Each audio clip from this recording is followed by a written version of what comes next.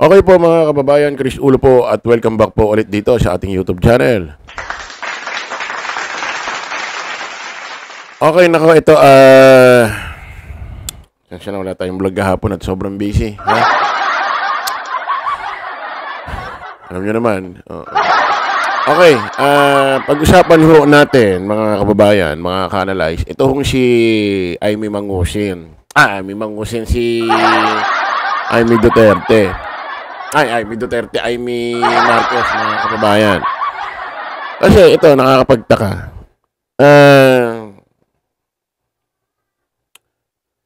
Nung nakarahan ho, ng pinroklaman na ho ng COMELEC, ang lahat ho ng senatorial candidates na nanalo ho bilang bago or iba, talagang senador na kasi yung iba naduktong na lang yung kanilang term, no? Yung mga nanalo hong senador noong 12 ng Mayo, no, 2025. Narinig, nakita nyo naman, napanood nyo naman ho yung ginawang pasasalamat ni Amy Marcos. Pakinggan natin mga kababayan. Nadama at alam nila sa mga ginagalang naming commissioner ng COMELEC, sa aking nanay na 96 years old na at kasama ng aking mga anak na kailanman hindi nagduda na ako'y mananalo. Tawa ako doon yung mga anak niya raw. Hindi raw nagduda na hindi siya mananalo. Siguro sa bibig, oo. Pero siguro yung nararamdaman nila. Baka ganun talaga nararamdaman nila, matatalo ka. Tuloy natin. Kay Presidente Duterte, ang ating dating Pangulo, na Oktubre pa lamang, itinaas na ang aking kamay at sa kanyang anak. Yan. Maliwanag ho dito, pinasalamatan ho ni Senadora Amy Marcos, si Digong. October pa lang daw tinataas na yung kamay niya. At yung anak daw ni Duterte, ni Digong. Walang iba kundi si VP Inday Sara Duterte, syempre. Tuloy natin. Na hanggang sa huling sandali, si VP Inday Sara ay ako'y kinakampanya. Sa inyong lahat, ang tagumpay na ito, kahit gaano kailap at kahirap, ay isang katibayan na kapag ikaw ay nanindigan para sa tama, mananalo ka. Hindi nagmaliw. Pag daw nanindigan ka sa tama, mananalo ka. Okay, tuloy natin. Mamaya natin dibang yan. Tuloy natin. Ang paniniwala ko sa dunong ng sambayanang Pilipino, na dama at alam nila ang ibig sabihin ng sakripisyo at prinsipyo at gagawaran nila ito ng suporta at pagmamahal.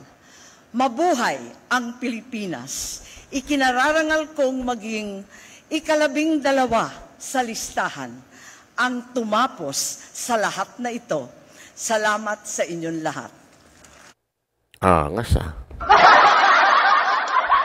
Senador na 12 ang tumapos sa labang ito. Nakampo. Ito para sa'yo.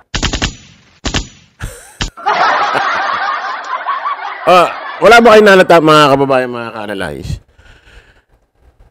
Pinasalamatan ni Amy Marcos yung nanay niya. Di ba in-endorse siya ng nanay niya? O kahit naman di endorse ng nanay niya sa mga loyalista, pasalamatan niya talaga yan, nanay niya yan. Pangalawa, pinasalamatan niya si Digong. Yung dati nating presidente, sa kasamaang palad. Sunod, si VP Inday Sara Duterte. Pinasalamatan niya rin. Wala kayong napansin mga kababayan. Hindi niya pinasalamatan si Senador Robin Padilla. At ito pa, hindi man lang niya rin binanggit, pinasalamatan ang relihiyon ho ng Iglesia ni Cristo, na kung saan ako'y naniniwala, ito talaga ang malaking pinaka-X factor kung bakit nanalo ito si Amy Marcos. Dahil ho din sa Iglesia ni Cristo. Kasi, napansin nyo,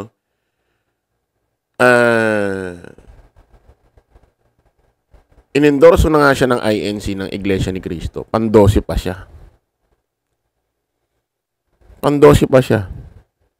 Ay, sa tingin niyo kung hindi siya inendorso ng INC ng Iglesia ni Cristo, mananalo ba yan? Kita mo, inuulit ko inendorso na nga siya, pang 12 pa. Kaya isipin nyo na lang, kung hindi siya inendorso ng INC, ng Iglesia ni Cristo, makakapasok ba ng 12 yan? Malamang hindi, talo yan. Kasi nga, inuulit ko inendorso na nga, pang 12 pa. Hindi niya pa pinasalamatan yung Iglesia ni Cristo. Hindi niya pa pinasalamatan din si Senador Robin Padilla. Ang pinasalamatan niya lang talaga, totally, rito, walang iba kundi yung magtatay. Unang-una si Digong, pinasalamatan niya. Kung tutuusin, mga kababayan, kung talagang inendorso, tinaas, kung talagang nanalo siya dahil kay Digong, ang nakakapagtaka rito, mga kababayan, mga ka-analyze. Bakit? Pagdating sa Davao, na kung saan, taga doon mismo, ang mga Duterte, taga doon mismo, si Digong, yung sinasabi niyang October pa lang, tinataas na ang kanyang kamay. Ang nakakapagtaka doon lang tayo sa usaping Davao, yung mga botante doon, kung ilan ang nakuha niyang boto. Bakit hindi siya pumasok sa pang-12? Wala siya sa line-up ng 1 to 12. Ang nando doon sa line-up 1 to 12, Region 6 Davao del Sur, City of Davao. Bongo, number 1. 2, Bato de la Rosa. 3, Marcoleta. 4, Jimmy Bondoc. 5, Philip Salvador. 6, Raul Cabaca Lambino. JB Hinlo. Pan-7 si JB Hinlo. 8, Atty. Vic Rodriguez. 9, Apollo Carion. Kibuloy.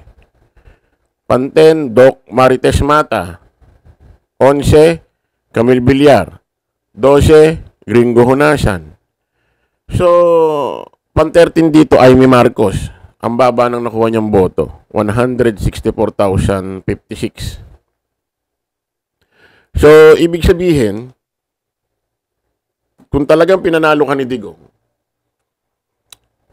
or malaking naging tulong ni Digong sa'yo, kaya ka nanalo, dapat dun mismo sa teritoryo niya, malaki nakuha mong boto.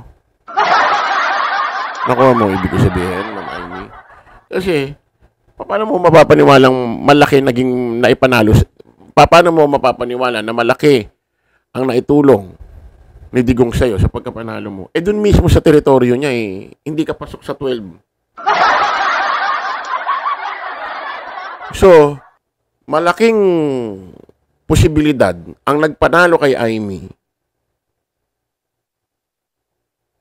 mga taga Ilocos, mga loyalista, mga supporter ng pamilya Marcos at ang Iglesia ni Cristo. Nagsama yung boto niya kaya siya nanalo. Kasi dito sa social media, yung mga loyalista, follower ni PBBM, 100% di na iboboto to. Kasi nakaka-update sa mga nangyayari sa mainstream media about sa politics.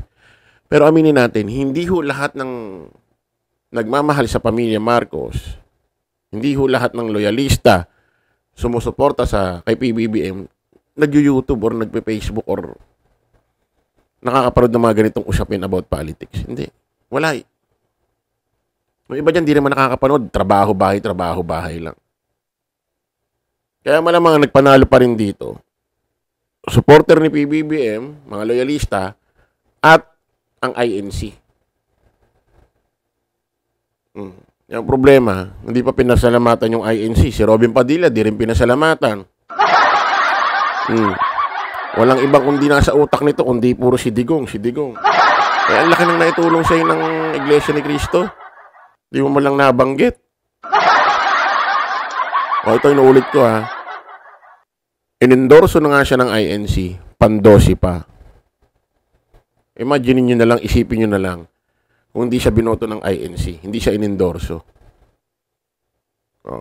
Ilan ang nakuha ang boto niyan? Tingin nyo makakapasok ng 12 yan? Hindi yan. Inendorso na nga, 12 pa. Pan-12 pa siya, kulelat pa. So okay mga kababayan, maraming salamat po. Kita-kita tayo sa panibagong vlog. Bye-bye. Thank you.